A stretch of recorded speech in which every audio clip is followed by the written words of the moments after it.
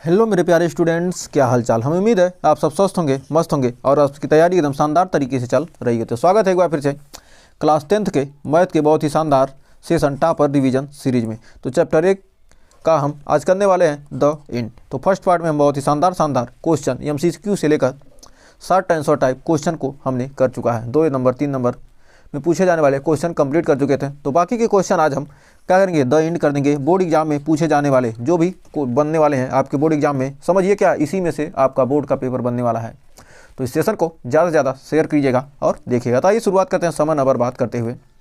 तो कह रहा लघु उत्तरी प्रश्न पढ़ने वाले हैं।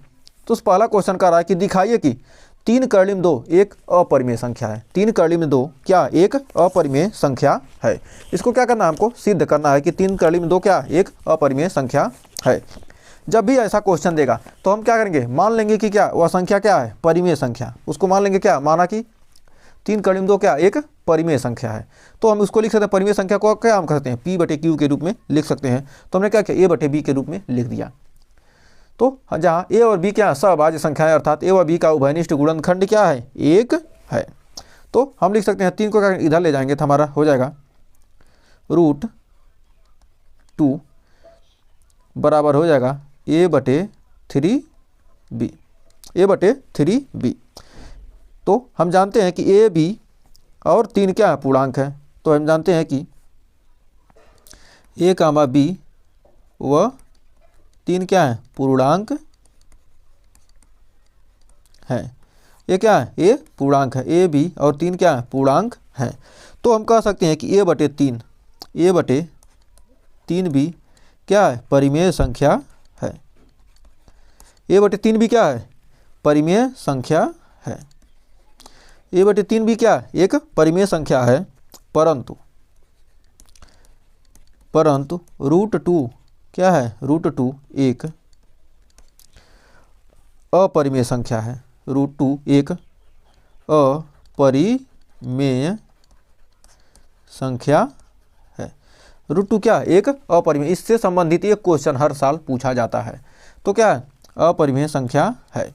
तो हम कह सकते हैं कि विरोधाभास है। यह क्या है, यह विरोधाभास क्या हमने क्या किया, यहाँ पर देख रहे हैं कि क्या है हमारा A/3 भी क्या है, परिमेय संख्या, लेकिन कर्लिम 2 क्या अपरिमेय है। तो परिमेय और अपरिमेय कभी भी बराबर नहीं हो सकते हैं। तो यह कैसे क्यों हुआ, हमने क्योंकि क्या मान लिया, हमने गलत मान लिया।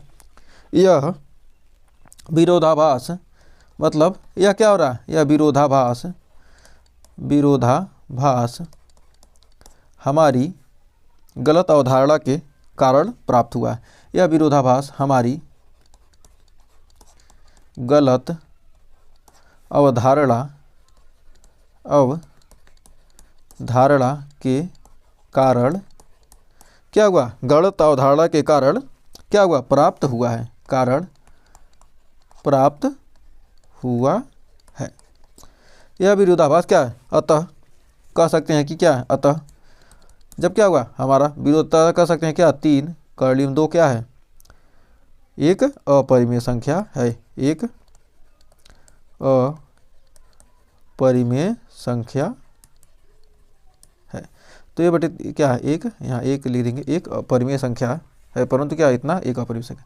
तो इतना क्या करेंगे, लिख देंगे और आपका आंसर क्या आ जाएगा, 100% राइट हो जाएगा। तो बढ़ते हैं अगले क्वेश्चन की तरफ। तो एक क्वेश्चन हमने ऑब्जेक्टिव करिए। तो 22/7 एक परिमेय संख्या है, सत्य है असत्य है कुछ कह नहीं सकते। क्योंकि क्या है यहाँ पर 22 भी क्या है, पूर्णांक है, 7 भी क्या है, पूर्णांक है। तो पूर्णांक बटे पूर्णांक हमारा क्या होता है, परिमेय संख्या होता है। अतः हमारा क्या है, यह कथन क्या है, सत्य है। ये मत सोचिए पाई का मान 22/7 होता है। तो ऐसे नहीं, हमारे क्या है 22/7 दिया, ये थोड़ा कहा कि मतलब ये पाई है। तो 22/7 क्या है, हमारी परिमेय संख्या है, लेकिन क्या है पाई हमारा क्या है, अपरिमेय संख्या है। लेकिन पाई क्या है, हमारा अपरिमेय है। तो बढ़ते हैं आगे। कह रहा एक व्यापारी के पास 3 किस्म की चाय है। मतलब कोई व्यापारी है, उसके पास क्या 3 किस्म की क्या है, चाय है। पहली 117 किलोग्राम, दूसरी 130 किलोग्राम और तीसरी 143 किलोग्राम। एक ही आकार के कम से कम डिब्बों की पूरी चाय बिना मिलावट के आएगी। तो कह रहा क्या, कम से कम, यानी एक ही आकार के लिए कम से कम नहीं देखेंगे हम, क्या करेंगे एक ही आकार, मतलब एक समान कह रहा है। जब भी एक समान आता है, जब एक समान क्या कहेंगे तो हम क्या करेंगे HCF। एक समान कहे तो क्या करेंगे, एक समान हमने बताया था क्या, एक समान के लिए क्या करेंगे एच सी एफ, और एक साथ कहे तो हम क्या करेंगे एल सी एम। तो हम क्या निकालेंगे यहाँ पर, निकालेंगे क्या, एक ही आकार की तो कह रहा है, तो मतलब एक समान का एक समान का रहा, तो क्या करेंगे हम एच सी एफ निकालेंगे। तो हमारा 117 का इतना यहाँ पर एच सी एफ निकलेगा, कितना आ जाएगा, तो हमारा एच सी एफ, तो हमारा एच सी एफ निकालेंगे, एच सी एफ निकालेंगे, कितना आएगा हमारा, देखिए तीनों में कौन कॉमन हो रहा है, 13 13 13, यानी क्या एच सी एफ इसका क्या आ जाएगा 13 हो जाएगा। जब एच सी एफ क्या हो गया 13 हो गया, तो हम डिब्बों की संख्या निकालेंगे। अतः डिब्बों की संख्या, अतः डिब्बों की संख्या,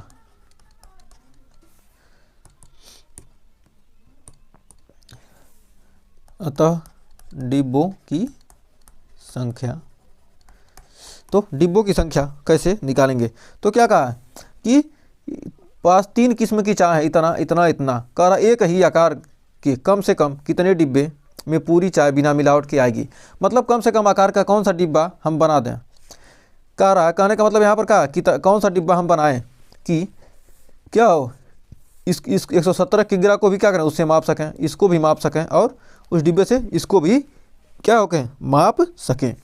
तो उसके लिए क्या करेंगे हम 13 kg का क्या करेंगे हम डिब्बा बनाएंगे, और क्या होगा ये सभी मप जाएंगे। तो कह रहा है कितने डिब्बे लगेंगे, कितने डिब्बे में हम क्या करते हैं तीनों चाय को माप सकते हैं। तो डिब्बों की संख्या, तो 117 kg में क्या करेंगे 13 से भाग देंगे, फिर कह रहा है 117 kg, और दूसरी कितना है 130, और तीसरी 143, दूसरी 130 और तीसरी क्या 143 में क्या करेंगे सभी से भाग देंगे। तो 13 9 117, 13 10 130, 13 11 में, तो 11 9 यानी क्या हो जाएगा हमारा 30, क्या होगा 30 डिब्बों की आवश्यकता होगी। तो डिब्बों की संख्या 30, ये क्या हो जाएगा हमारा आंसर हो जाएगा। तो डिब्बों की संख्या क्या होगी 30 आ गई। तो उम्मीद है यहाँ तक कोई डाउट नहीं हो। बढ़ते हैं अगले क्वेश्चन की तरफ। तो अगला क्वेश्चन कह रहा है सुबह की सैर में 3 व्यक्ति साथ घूमते हैं और उनके कदमों की माप 40, 42 और 45 सेंटीमीटर, प्रत्येक की छोटी से छोटी कितनी दूरी तय करें जिससे प्रत्येक अपने पूरे कदम उस दूरी से क्या कर सकें तय कर सकें। तो कह रहा है मतलब क्या हो पूरी दूरी क्या हो सकें तय कर सकें, मतलब कितना कदम रखें पूरे कदमों में उस दूरी को क्या कर सकें तय कर सकें जिससे प्रत्येक दूरी, कह रहा है छोटी से छोटी के लिए क्या करेंगे हम एलसीएम निकालते हैं।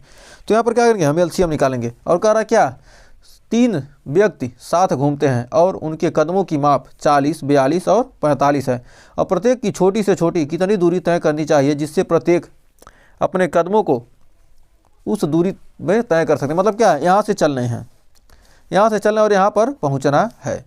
तो वो सब कितनी यहाँ से यहाँ के बीच की कितनी दूरी हो कि सभी क्या हो ऐसा चलें कि क्या हो बराबर कदम, मतलब क्या हो यहाँ पर क्या हो एकदम कदम यहाँ पर पहुँच जाए, मतलब 40 सेंटीमीटर का कदम रख रहा है तब भी क्या होगा यहाँ पर पहुँच जाए। मतलब ये नहीं कि एक कदम रखे तो यहाँ बीच में आ जाए, ऐसा ना हो। 42 सेंटीमीटर का है तभी क्या होगा यहाँ तक इसके पूरे कदम हो, और 45 का मतलब क्या हो पूरा भाग चला जाए, पूरा क्या उसमें भाग चला जाए। तो हमें उम्मीद है यहाँ तक आपको कोई डाउट नहीं होगा। तो आइए बढ़ते हैं इस क्वेश्चन के सॉल्यूशन की तरफ। तो दिया है क्या 19 में पूछा था और 20 में पूछा गया ये क्वेश्चन है। तो इसको हल करेंगे तो हमें एलसीएम निकालेंगे। तो 40 का 2 दूनी 4, 2 दूनी 4 हो गया, और कितना 2 गुणे 2, 2 दूनी 4, दूनी 8, 5 40। तो हमारा यहाँ पर हो जाएगा कितना 2 का पावर 3 गुणे 5। अब हमारा क्या 42 है, तो 2 गुणे 2 3 6, 6 7 42। फिर हमारा क्या 45 का फैक्टर करेंगे तो 2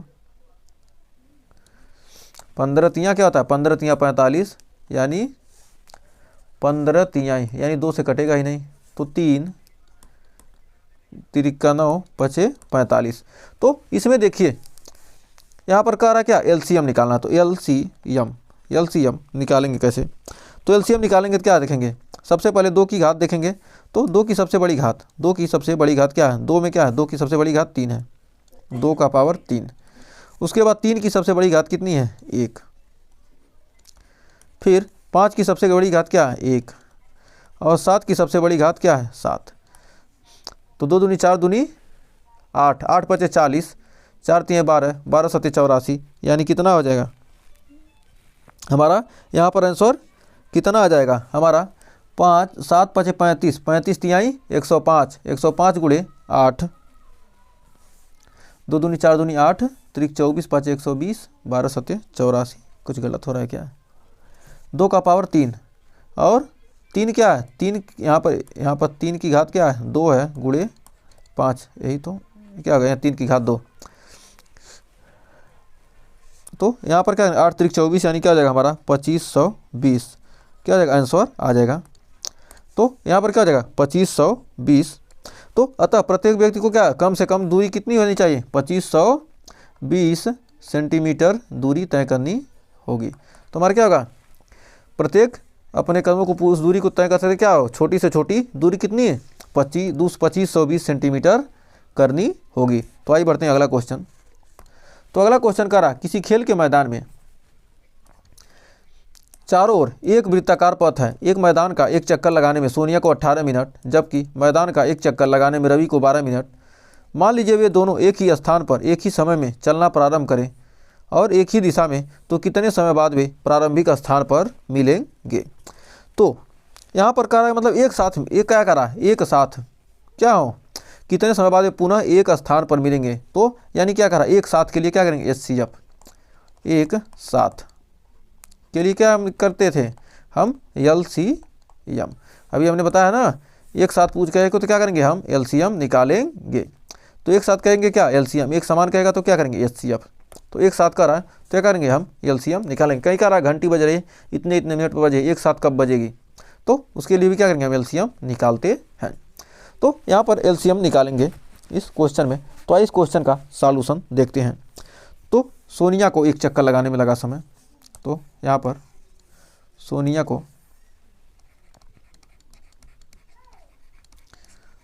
को एक चक्कर लगाने में लगा समय, सोनिया को एक चक्कर लगाने में लगा समय। सोनिया को कितना समय लग रहा है कितना 18 मिनट। और फिर रवि को एक चक्कर लगाने में लगा समय कितना है 12 मिनट। तो 18 12 क्या करेंगे हम दोनों को फैक्टर करेंगे। तो 18 का फैक्टर करेंगे 2 3 6 तिरिक 18, यानी 2 गुणे 3 का पावर 2, फिर 12, 2 दूनी 4 3 12, 2 का पावर 2 गुणे 3। तो यहाँ पर LCM हो जाएगा कितना 2 का पावर 2 गुणे 3 का पावर 2। तो 3 3 का 9, 9 चौक 36। तो क्या होगा 36 मिनट बाद।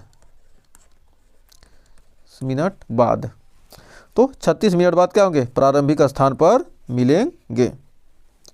तो 36 मिनट बाद क्या होगा पुनः एक उसी स्थान पर मिलेंगे, 36 मिनट बाद मिलेंगे, एक ही स्थान पर क्या होंगे 36 मिनट बाद मिलेंगे। ये हमारा क्या होगा आंसर हो जाएगा। तो बढ़ते हैं अगले क्वेश्चन की तरफ। तो कह रहा संख्या 4004 के गुणनखंडों को वृक्ष बनाकर अभाज्य गुणनखंड लिखिए। तो 4004 का क्या करा वृक्ष बनाकर क्या करा इसका अभाज्य गुणनखंड लिखना है। तो 4004 का वृक्ष बनाकर आइए अभाज्य गुणनखंड करते हैं। तो 4004 है, तो हम क्या करेंगे 2 से भाग देंगे तो क्या आ जाएगा हमारा 1002, फिर ये 2002, फिर हमारा 2 से करेंगे तो क्या होगा हमारा 1001। अब 1001 का करेंगे तो क्या होगा 7 से कटेगा, 7 से कटेंगे तो क्या होगा 143, और 143 हमारा किससे कटेगा 11 और 13 से। तो हमारा जो फैक्टर आएगा कहाँ से आएगा ऐसे आएगा ना, इन सारे को क्या करेंगे हम एक साथ लिख लेंगे। तो हमारा 2 गुणे 2 गुणे 7 गुणे 11 गुणे 13 हमारा कितना है 4000। 4 का क्या है ये फैक्टर है, तो लिख सकते हैं 4000 4 यानी 2 का पावर 2 गुणे 7 गुणे 11 गुणे 13, ये हमारा क्या है आंसर हो जाएगा। तो उम्मीद है यहाँ तक आपको कोई डाउट नहीं होगा। तो अगला क्वेश्चन क्या कर रहा है, जांच कीजिए कि क्या किसी प्राकृतिक संख्या 8 का पावर n शून्य पर समाप्त हो सकती है या नहीं। तो इस टाइप का क्वेश्चन हमने किया है, तो आइए इसको भी एक बार फिर करते हैं। तो दिया है क्या, दिया है यहाँ पर दिया है, तो क्या दिया है यहाँ पर, दिया है 8 का पावर n, जहाँ n क्या है, जहाँ क्या है, जहाँ n क्या है, हमारा 8 का पावर क्या है n है। तो जहाँ n प्राकृतिक संख्या है,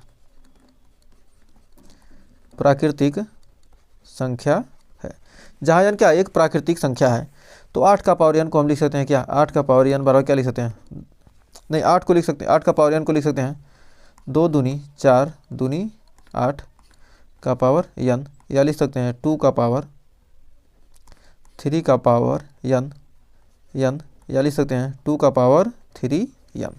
तो इतना लिख सकते हैं। अर्थात हम यहाँ देख रहे हैं, अर्थात 8 के पावर n में कि अभाज्य गुणनखंड में क्या 5 नहीं है, 5 रहेगा तभी क्या होगा, यह किसके रूप में हो सकता है, 0 पर समाप्त हो सकता है। यदि 5 नहीं आ रहा है तो क्या होगा, 0 पर समाप्त नहीं होगा। अर्थात 8 के पावर n के अभाज्य गुणनखंड में, अभाज्य गुणनखंड में 5 नहीं है, तथा इसके अभाज्य नहीं 5 नहीं है, तथा इसके अभाज्य गुणनखंड में, इसके अभाज्य गुणनखंड में, अभाज्य गुणनखंड में, अभाज्य गुणनखंड में केवल 2 है, में केवल 2 है। अभाज्य गुणनखंड में क्या है, केवल 2 है। अतः किसी भी प्राकृतिक संख्या क्या 5 रहता क्या होता, 0 पर समाप्त होता, अतः किसी भी प्राकृतिक संख्या के लिए 8 का पावर n शून्य पर समाप्त नहीं हो सकती। अतः किसी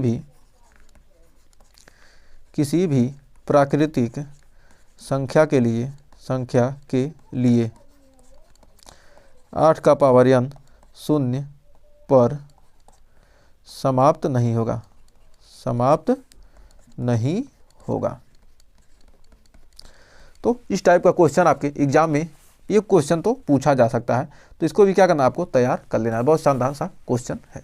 तो बढ़ते हैं अगले क्वेश्चन की तरफ। तो देखिए अगला क्वेश्चन का रहा, 2 व्यंजकों में के महत्तम समापवर्तक और लघुत्तम समापवर्तक x और x into x plus a और इतना है। यदि एक व्यंजक इतना है तो दूसरा व्यंजक ज्ञात कीजिए। तो क्या पूछ रहा है इसमें, दूसरा व्यंजक कह रहा है। तो हम जानते हैं सूत्र होता है, सूत्र से होता है क्या, पहला व्यंजक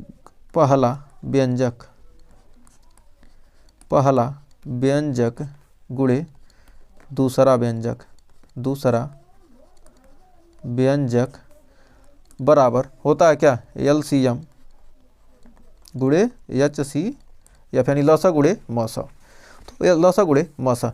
तो पहला क्या पूछ रहा है, एक व्यंजक दिया है, पहला व्यंजक दिया है 4x गुणे x प्लस ए का स्क्वायर, 4x गुणे x प्लस ए का स्क्वायर गुणे दूसरा व्यंजक क्या कर रहा है, पूछ रहा है। और LCM लघुत्तम दिया है इतना x इंटू एक्स प्लस ए,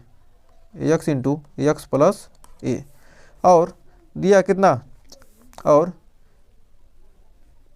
मसा दिया है क्या, ये मसा दिया इतना और लसा दिया इतना। तो कोई बात नहीं, तो यहाँ पर क्या करेंगे, HCF लिख दीजिए पहले, जिससे क्या हो,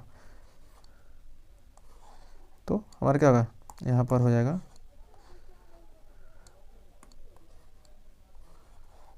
यहाँ पर क्या है करेंगे, यहाँ पर HCF गुणे LCM। तो पहले हमने क्या किया, HCF यहाँ लिख दिया, और अब गुणे क्या करेंगे, LCM करेंगे। तो LCM कितना है, 12x square into x plus a और x square minus a square, x square minus a square, तो x square minus a square, तो अब यहाँ पर हो जाएगा x square minus a square, x square minus a square. तो अब हमको क्या करना है, दूसरा व्यंजक निकालना है। तो दूसरा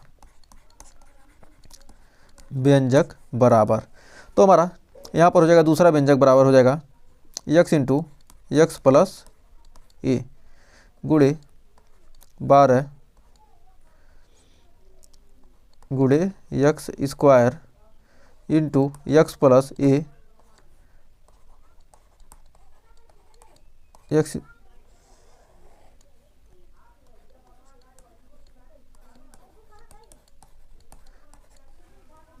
एक्स प्लस ए का होल स्क्वायर।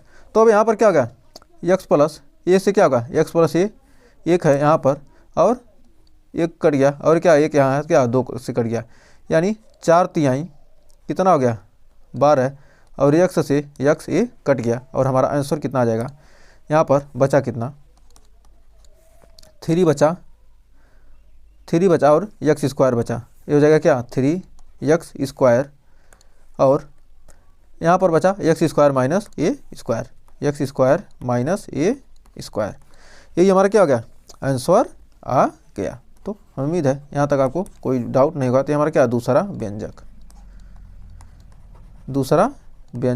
तो हमारा दूसरा व्यंजक आ गया। तो बढ़ते हैं अगले क्वेश्चन की तरफ। तो देखिए अगला क्वेश्चन हमारा क्या कर रहा है, कह रहा है सिद्ध कीजिए कि 5 + कर्डिम 3 एक अपरिमेय संख्या है। 5 + कर्डिम 3 क्या एक अपरिमेय संख्या है। तो एकदम सेम टू सेम वही काम करेंगे जैसे हमने किया है। 5 + कर्डिम 3 क्या एक परिमेय संख्या मान लेते हैं, और उसको क्या करेंगे a/b के रूप में, जहाँ a और b क्या सहभाज्य संख्या, a और b क्या उभयनिष्ठ गुणनखंड 1 है। 2020 में पूछा गया क्वेश्चन था ये। तो यहाँ पर हम लिख सकते हैं क्या √3 बराबर क्या करेंगे, हम इसको क्या करेंगे 5 को उधर ले जाएंगे तो हो जाएगा हमारा a/b - 5। तो हमारा √3 हो जाएगा a - 5 b/b,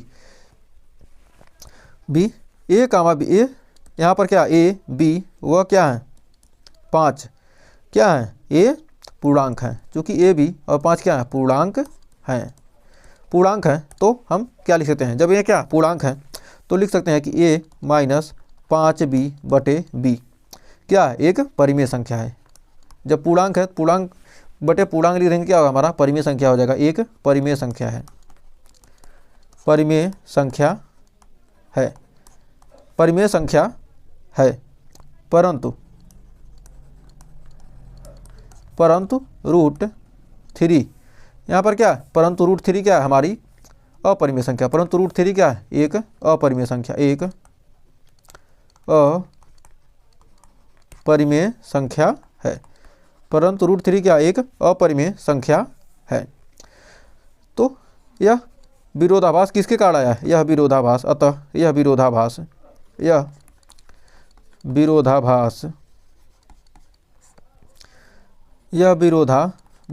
हमारी क्या है गलत अवधारणा के कारण उत्पन्न हुआ, हमारी गलत अवधारणा के कारण क्या हुआ के कारण उत्पन्न हुआ है।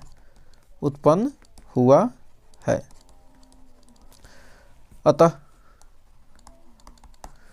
क्या हो जाएगा इस प्रकार, अतः इस प्रकार हम कह सकते हैं कि 5 + √3, 5 + √3 है ना, तो 5 + √3 क्या एक अपरिमेय संख्या, एक अपरिमेय संख्या है। तो एकदम सिंपल सा आपको तो यहीं पर याद हो जाएगा क्लास में। बस क्या कीजिए आप कॉपी पेन लेकर हमारे साथ बैठिए, आपको हम क्या करेंगे यहीं याद करा देने वाले हैं। तो आइए शुरुआत करते हैं अगले क्वेश्चन की तरफ। एकदम सेम टू सेम वही क्वेश्चन है, सिद्ध कीजिए कि 1/2 + √3 एक अपरिमेय संख्या है। तो मान लेते हैं क्या यह एक परिमेय संख्या है, लेकिन हम सबसे पहले क्या करेंगे इसको हम परिमेयकरण कर देंगे, हर का परिमेयकरण करेंगे पहले, जिसको करें हम ऊपर करके हम क्या करेंगे p/q के रूप में आसानी से लिख सकें। तो इसको लिख देंगे हम 1/2 + √3 को क्या करेंगे इसका परिमेयकरण करेंगे। तो परिमेयकरण करने पर बराबर हो जाएगा क्या 1 अपान क्या हो जाएगा 2 प्लस √3 में क्या करेंगे परिमेयकरण करने के लिए क्या 2 माइनस √3 2 माइनस √3 से गुणा यहाँ पर क्या किया हर का परिमेयकरण करने पर हर का परिमेयकरण यहाँ पर क्या करें हर का परिमेयकरण हम कर रहे हैं। जब हर का परिमेयकरण करेंगे तो हमारा क्या हो जाएगा प्राप्त हो जाएगा 2 माइनस √3 बटे क्या होगा ए स्क्वायर ए प्लस बी ए माइनस बी ए स्क्वायर माइनस बी स्क्वायर यानी 2 माइनस 2 का स्क्वायर माइनस √3 का स्क्वायर यानी क्या हो जाएगा 2 माइनस √3 और 4 माइनस 3 यानी क्या आ जाएगा हमारा 2 माइनस √3 आ जाएगा। तो क्या होगा हमारा यहाँ पर 1/2 प्लस √3 बराबर कितना हो गया 2 माइनस √3 के बराबर आ गया। तो हम यहाँ पर लिख सकते हैं कि 2 माइनस √3 को a बटे b के रूप में लिखा जा सकता है, इसलिए 2 माइनस √3 को क्या कर सकते हैं a बटे b के रूप में लिख सकते हैं तो a बटे b के रूप में क्या कर सकते हैं हम लिख सकते हैं। तो क्या करेंगे लिखेंगे 2 माइनस √3 बराबर क्या a बटे b। अब 2 को क्या करेंगे उधर ले जाएंगे एकदम पीछे वाला सेम हो जाएगा। तो क्या हो जाएगा हमारा a बटे b को इधर लाइए तो क्या हो जाएगा हमारा √3 बराबर 2 माइनस a बटे b। तो हमारा क्या होगा √3 बराबर क्या हो जाएगा 2b माइनस a बटे b 2b माइनस a बटे b। तो हमें उम्मीद है यहाँ तक आपको कोई डाउट नहीं होगा।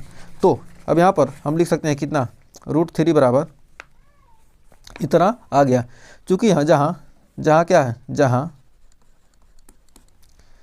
a b व 2 a b व 2 क्या है पूर्णांक है a और b क्या है पूर्णांक है यहाँ पर a b और 2 क्या है पूर्णांक हैं। तो जहाँ क्या a b व 2 क्या है पूर्णांक हैं, जब को तीनों क्या है पूर्णांक हैं तो हम कह सकते हैं कि a बटे 2b माइनस a बटे b क्या है एक परिमेय संख्या है। क्या हो जाएगा 2b माइनस a बटे b क्या एक परिमेय संख्या है, क्या हो जाएगी एक परिमेय संख्या है, परंतु √3 क्या है एक अपरिमेय संख्या एक अपरिमेय संख्या है। क्या एक अपरिमेय संख्या है। तो यह विरोधाभास हमारी क्या है गलत, इसको हम क्या करें यहाँ से कॉपी करके यहाँ पर लिख देंगे। तो ये जो हमारा यह विरोधाभास हमारी क्या हुआ गलत अवधारणा के कारण क्या हुआ उत्पन्न हुआ है। तो यह विरोधाभास हमारी क्या है गलत कल्पना के कारण, यह विरोधाभास क्या हमारी गलत अवधारणा के कारण उत्पन्न हुआ है। अतः हम कह सकते हैं कि जो हमारी संख्या है कितना कह सकते हैं कि 1/2 प्लस √3 क्या है एक अपरिमेय संख्या है। ये क्या है एक अपरिमेय संख्या है। ये हमारा क्या करना है प्रूफ करना था और क्या हो गया हमारा प्रूव्ड हो गया। तो उम्मीद है यहाँ तक आपको कोई डाउट नहीं होगा। तो आइए 7 नंबर में पूछा जाने वाला क्वेश्चन कह रहा सिद्ध कीजिए कि √2 एक अपरिमेय संख्या है। तो अगला क्वेश्चन कह रहा कि √2 एक अपरिमेय संख्या है, क्या करना है इसको हमको सिद्ध करना है। और 2024 में पूछा गया क्वेश्चन है। इस बार √2 पूछे, √3 पूछे, √5 पूछे, √7 पूछे, जितनी भी क्वेश्चन ऐसे करके पूछते हैं कि एक अपरिमेय संख्या है, ये सारे क्वेश्चन आपको क्या हो जाएंगे इसी मेथड से लग जाएंगे। तो आइए इस क्वेश्चन की शुरुआत करते हैं। कह रहा माना √2 एक परिमेय संख्या है। तो √2 बराबर मान लेंगे क्या a बटे b। तो क्या कहते हैं परिमेय संख्या को क्या कहते हैं p बटे q के रूप में लिखते, तो हमने p बटे q के रूप में लिख दिया a बटे b, जहाँ a व b क्या सह अभाज्य संख्याएँ हैं, अर्थात इनका क्या एक के अलावा कोई गुणनखंड नहीं है। तो क्या करेंगे अब दोनों तरफ का वर्ग करने देंगे, दोनों तरफ का वर्ग करने पर दोनों तरफ का वर्ग करने पर दोनों तरफ का वर्ग करने पर हमारा क्या हो जाएगा √2 का क्या करेंगे हम स्क्वायर कर देंगे और a बटे b का क्या करेंगे हम स्क्वायर कर देंगे।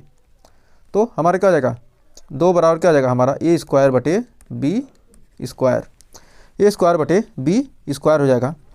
तो हमारा क्या हो जाएगा यहाँ पर हो जाएगा, इसको बटे 1 रख देंगे तो क्या होगा 2b स्क्वायर बराबर क्या हमारा हो जाएगा ए स्क्वायर।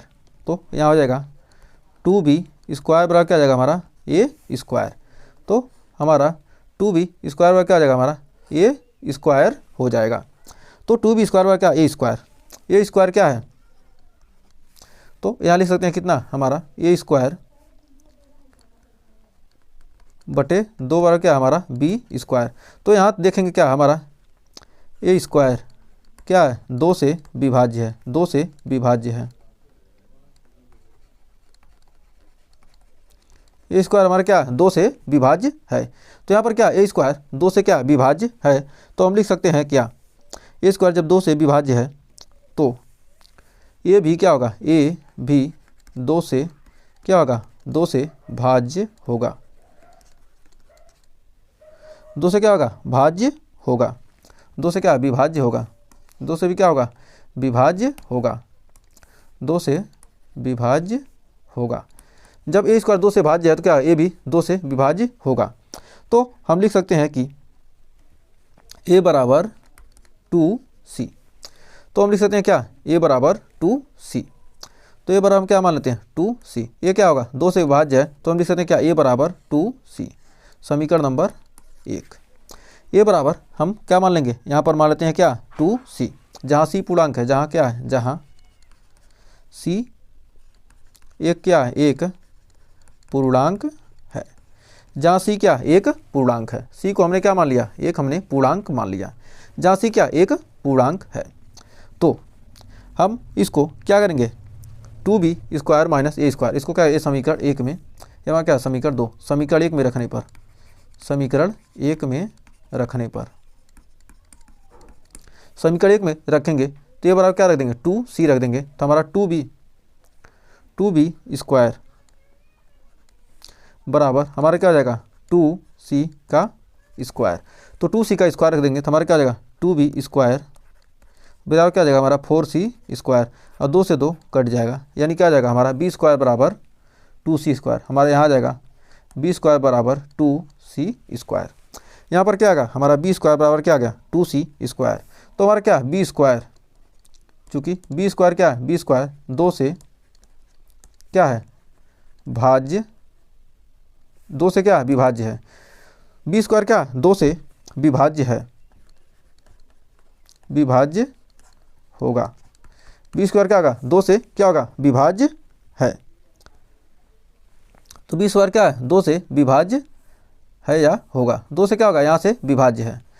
b स्क्वायर हमारा क्या यहाँ से 2 से विभाज्य है, 2 यहाँ आ जाएगा। तो क्या b स्क्वायर हमारा क्या 2 से विभाज्य है, तो b भी क्या होगा 2 से विभाज्य होगा, विभाज्य होगा। तो हमारा क्या होगा b भी क्या होगा 2 से हमारा क्या होगा विभाज्य होगा।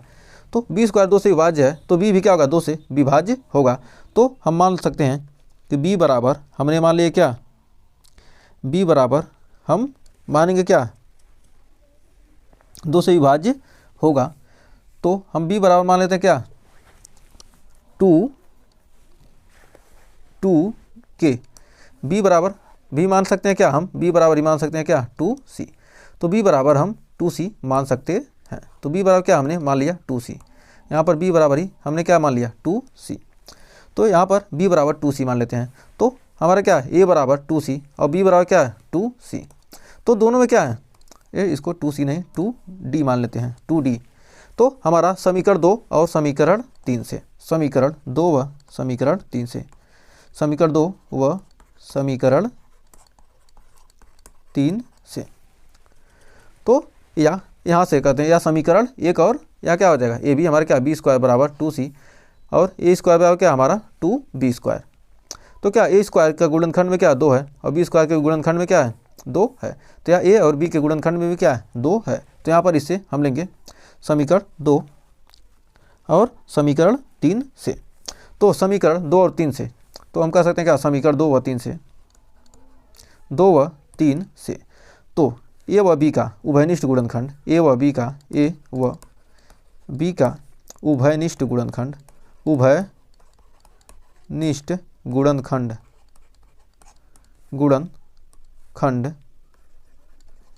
क्या ए और बी का क्या है उभयनिष्ठ गुणनखंड 2 है, परंतु ए व बी का उभयनिष्ठ गुणनखंड, परंतु ए व बी का उभयनिष्ठ गुणनखंड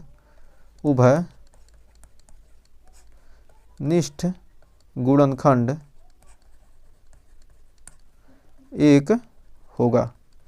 ए व बी का उभयनिष्ठ गुणनखंड क्या होगा 1 होगा, परंतु ए बी का क्या होगा उभयनिष्ठ गुणनखंड 1 होगा। यह विरोधाभास हमारा क्या होगा, यह विरोधाभास हमारी गलत अवधारणा के कारण उत्पन्न हुआ है। यह विरोधाभास क्या हमारी गलत अवधारणा के कारण क्या होगा उत्पन्न हुआ है। अतः इस प्रकार क्या है कह सकते हैं कि क्या √2 एक अपरिमेय संख्या है। इस प्रकार कह सकते हैं कि क्या √2 क्या एक अपरिमेय संख्या है। तो हमें उम्मीद है यहाँ तक आपको कोई डाउट नहीं होगा, एकदम सेम टू सेम क्या होगा यही काम हम क्या करेंगे, कोई भी संख्या दे √5 आ जाए तो क्या करेंगे हम यहाँ पर क्या करेंगे हम 5 रख देंगे, √5 आ जाए तो क्या करेंगे हम यहाँ पर 5 रखेंगे और सेम टू सेम क्या करेंगे वही उसमें भी क्या करेंगे हम काम करेंगे। तो अभी हम आपको उसका भी आपको तो √5 वाला भी क्या करेंगे अभी हम आपको इसी तरह से करके दिखा देते हैं। तो √5 एकदम सेम टू सेम क्या करना है, अभी हम आपको एकदम सेम टू सेम काम क्या करना यही करना है। तो कापी तो यहाँ पर क्या जाएगा हमारा इसमें एक सेकंड, तो हम इसमें लिख सकते हैं √5 वाले में क्या लिखेंगे, √5 में क्या माना √5 एक क्या है एक परिमेय संख्या है, एक परिमेय संख्या है। √5 क्या एक परिमेय संख्या है। तो √5 बराबर क्या लिख सकते हैं, √5 को क्या लिख सकते हैं a बटे b के रूप में क्या कर सकते हैं लिख सकते हैं, जहाँ a व b क्या है, जहाँ a व b क्या है सहअभाज्य संख्या है, सहअभाज्य संख्या है। a व b क्या सहअभाज्य संख्याएं हैं, अर्थात इनका उभयनिष्ठ गुणनखंड, अर्थात इनका उभयनिष्ठ गुणनखंड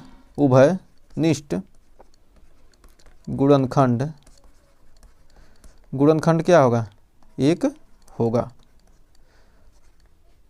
अतः इनका उभयनिष्ठ गुणनखंड क्या होगा 1 है होगा कर रहे हैं 1 है। उभयनिष्ठ गुणनखंड क्या है 1 सहअभाज्य संख्या होगी जिसका उभयनिष्ठ गुणनखंड क्या हो 1 है। दोनों तरफ का क्या करेंगे हम वर्ग कर देंगे, दोनों तरफ का वर्ग कर देंगे। तो हम 2 की जगह पर क्या करेंगे हम √5 कर देंगे। तो √5 का वर्ग करेंगे तो हमें क्या मिलेगा यहाँ पर 5 मिल जाएगा। तो 5 को लिख सकते हैं a² बटे b²। अब सारे कॉपी कर लेते हैं जिससे क्या होगा आपको कम समय में क्या हो जल्द से आपको इसको भी क्या कर सकें करा सकें। तो यहाँ पर तो इसको थोड़ा सा एक सेकेंड थोड़ा सा और समय दीजिए, अभी आपको क्या होगा बहुत ही जल्दी से आपको करेंगे इस क्वेश्चन का भी सॉल्यूशन करा देंगे। तो अब देखिए अब इसके बाद हमारा क्या है यहाँ पर जहाँ 2 था वहाँ क्या कीजिए मिटा देते हैं। तो क्या हो जाएगा हमारा हो जाएगा 5b², 5 क्या होगा √5। तो क्या आता है यहाँ पर √5 का स्क्वायर करेंगे क्या होगा हमारा 5 बचेगा। तो 5 बराबर क्या a² बटे b²। तो यहाँ पर हो जाएगा क्या 5b² बराबर a²। तो a² क्या है a² 5 से क्या है विभाज्य है, a² क्या बटे 5। तो a² क्या है हमारा a² हमारा क्या है a² 5 से क्या है विभाज्य है, a² क्या हमारा 5 से विभाज्य है। तो ये भी क्या होगा 5 से विभाज्य होगा। तो हमारा a बराबर क्या हो जाएगा मान लेंगे a बराबर माना a बराबर क्या 5c, माना a बराबर 5c जहाँ c क्या एक पूर्णांक है। तो समीकरण 1 में रखने पर इसको क्या करेंगे समीकरण 1 में रख देंगे। तो हमारा क्या हो जाएगा 5b² बराबर क्या हो जाएगा हमारा 5c²। तो हम क्या करेंगे 2 के जगह पर क्या रख देंगे हम, तो यहाँ रख देंगे कितना आ जाएगा हमारा यहाँ रख देंगे 5b²। तो ये क्या आ जाएगा हमारा सी स्क्वायर, 5b स्क्वायर है ही 5c स्क्वायर हो जाएगा, और 5 का स्क्वायर करेंगे कि हमारा क्या होगा 25c स्क्वायर बार क्या हो जाएगा यहाँ पर हो जाएगा 5b। तो 25c स्क्वायर बार क्या हो जाएगा हमारा 5b हो जाएगा, तो 5b हो जाएगा। अब क्या करेंगे यहाँ पर 5वां में 25 5 से कट जाएगा, तो यानी b स्क्वायर बराबर क्या हो जाएगा 5c स्क्वायर, b स्क्वायर बराबर हो जाएगा क्या हमारा 5c स्क्वायर। तो यहाँ पर b स्क्वायर क्या हो जाएगा, b स्क्वायर हमारा क्या है 5 से क्या है विभाज्य है, b स्क्वायर क्या है हमारा यहाँ पर 5 से क्या है विभाज्य है। तो b भी क्या होगा 5 से विभाज्य होगा, b भी क्या होगा हमारा 5 से विभाज्य होगा। तो हम b बराबर मान सकते हैं क्या 5d। तो समीकरण 1 और 2 से हम देख रहे हैं समीकरण 1 व ए व बी का क्या है उभयनिष्ठ गुणनखंड क्या है हमारा 5 है, परंतु ए व बी का उभयनिष्ठ गुणनखंड 1 होगा। यह क्या यह यह गलत क्या है, यह विरोधाभास किसके कारण है, हमारी गलत अवधारणा के कारण हमने गलत मान लिया कि क्या है √5 क्या एक परिमेय संख्या है। तो अतः इस प्रकार कह सकते हैं कि क्या √5 क्या है एक अपरिमेय संख्या है। तो हमने इसको आसानी से क्या किया आपके सामने प्रूव करके दिखा दिया। तो हमें उम्मीद है यहाँ तक आपको कोई डाउट नहीं होगा। तो आइए बढ़ते हैं अगले क्वेश्चन की तरफ। तो अगला क्वेश्चन कह रहा है यदि ए व बी धनात्मक अभाज्य पूर्णांक है, ए व बी क्या है धनात्मक अभाज्य पूर्णांक है, तो सिद्ध कीजिए कि √a + √b क्या एक अपरिमेय संख्या है। तो यहाँ पर √a + √b क्या एक अपरिमेय संख्या है सिद्ध करना है। तो माना a तथा √b क्या एक परिमेय संख्या है। तो a + √a + √b को क्या लिख सकते हैं p/q के रूप में क्या सकते हैं लिख सकते हैं, जहाँ p व q क्या सहभाज्य संख्याएं हैं जिनका क्या एक के अतिरिक्त कोई गुणनखंड नहीं है। तो दोनों पक्षों का वर्ग करने पर दोनों पक्षों का वर्ग करने पर अब दोनों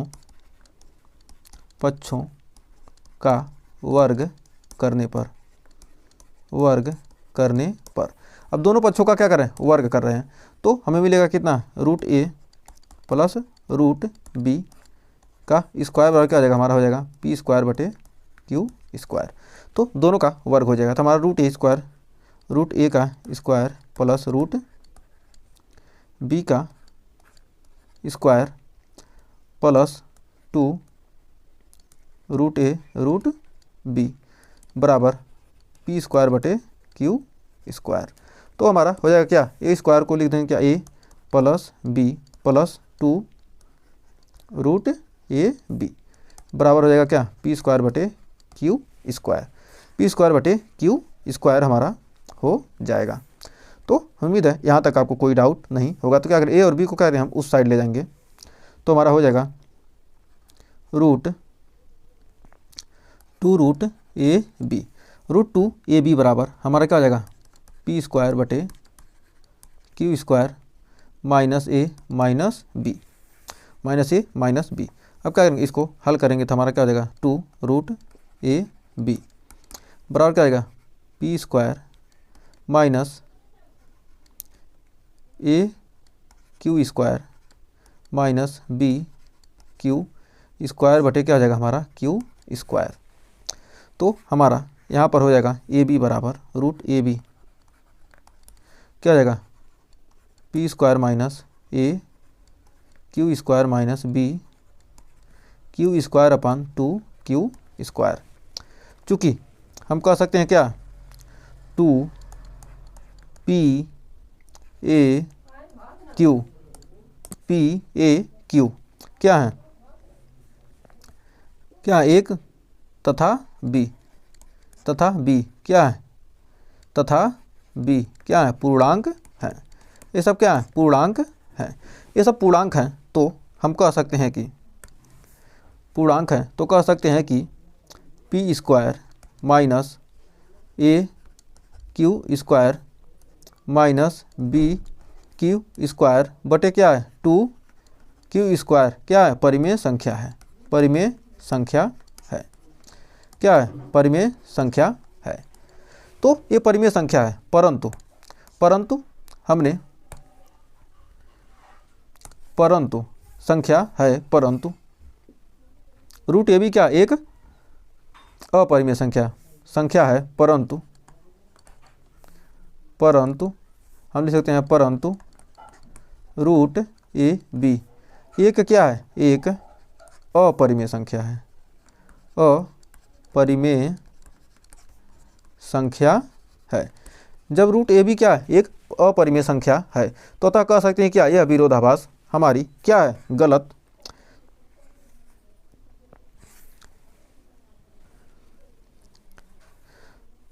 रूट ए बी क्या है, एक अपरिमेय संख्या है, जहाँ ए बी क्या है, अभाज्य संख्या है, जहाँ ए व बी क्या है, जहाँ ए व बी, जहाँ ए बी लिखेंगे तभी तो हमारा होगा, नहीं तो क्या होगा, जहाँ ए व बी क्या है, जहाँ ए व बी अभाज्य संख्या है, अभाज्य संख्या है, जहाँ ए व बी क्या है, अभाज्य संख्या है।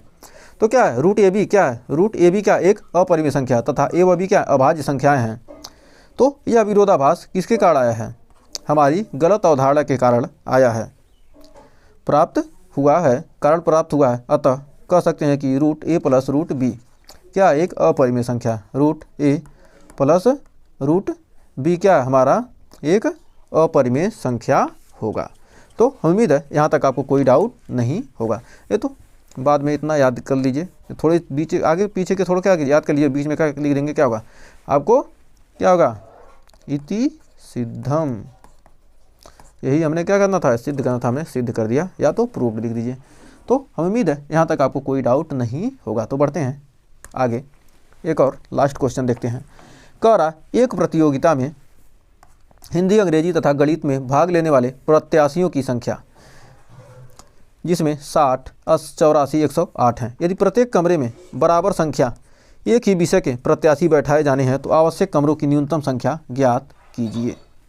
तो कह रहा है एक साथ बैठाने गए हैं, तो एक साथ बैठाने के लिए एक ही विषय के प्रत्याशी बैठाए जाने हो तो आवश्यक कमरों की न्यूनतम संख्या। तो न्यूनतम का मतलब यहाँ छोड़ दीजिए, मतलब कह रहा है एक ही विषय के कमरे में बराबर में क्या बराबर संख्या में एक ही विषय में प्रत्याशी को बैठाए जाने की क्या पूछ रहा है, संख्या पूछ रहा है। जब क्या कहे बराबर बराबर कहे तो बराबर बराबर कहेंगे क्या, तो हम क्या करेंगे यहाँ पर निकालेंगे क्या, एच सी एफ। बराबर संख्या में कहे तो क्या करेंगे, एच सी एफ। यदि एक साथ कहे या समान, बराबर का मतलब क्या होगा, समान से हुआ, एक समान संख्या कह रहा है तो क्या होगा, यहाँ पर एच सी एफ निकालेंगे। तो आइए हल इसका करते हैं। तो हला तो सॉल्व करेंगे। तो हिंदी में भाग लेने वाले प्रत्याशियों की संख्या, तो लिखेंगे हिंदी में भाग लेने वाले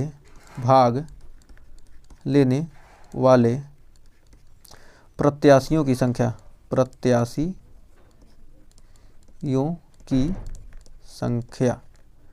हिंदी में कितने भाग लिए, हिंदी में भाग लिए 60। अब कह रहा है अंग्रेजी में भाग लेने वाले प्रत्याशियों की संख्या कितनी है, 84। अब फिर कह रहा है गणित में भाग लेने वाले प्रत्याशियों की संख्या कितना है हमारा, 108। अब हम क्या करेंगे, 60, 84, 108 का क्या करेंगे, हम फैक्टर करेंगे। 60, 84, 108 का गुणनखंड करने पर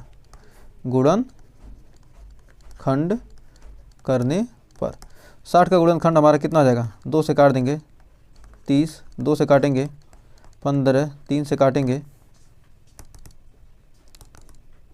3 से काटेंगे तो हमारा कितना बार जाएगा, 5 बार में जाएगा, और 5 से काटेंगे 1 बार में, हमारा 84 है।